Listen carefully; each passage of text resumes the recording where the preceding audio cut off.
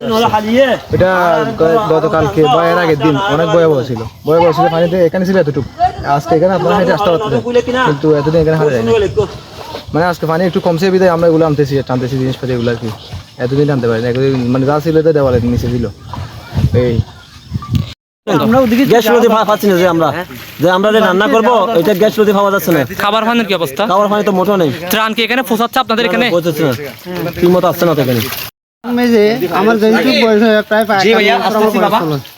আমার বয়সের মধ্যে আমি 91 ফ্ল্যাট এইভাবে পানি দেখি নেই আমরা এইভাবে ক্ষতিগ্রস্ত হইলাম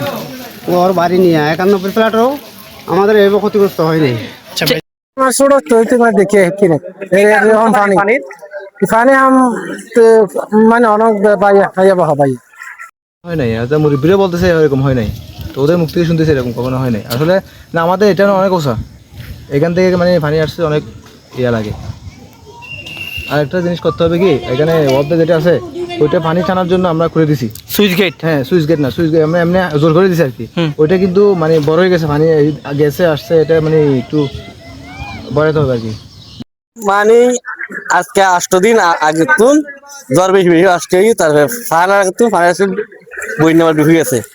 তারপরে বাঙ্গা হারছে বা আর ভারীগুলো আর ঢুকছে গেছে কত মানুষ আছে এখানে কত হবে কত মানে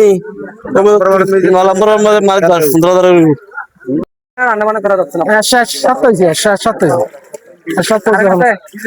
না কারণ নাই মানে খাওয়া কোথায় এখানে ত্রাণের গাড়ি আসে না আসা ত্রাণ আসে আপনাদের এখানে না কে আছে এখানে বাসকালী লালজিমের নলম্বর পর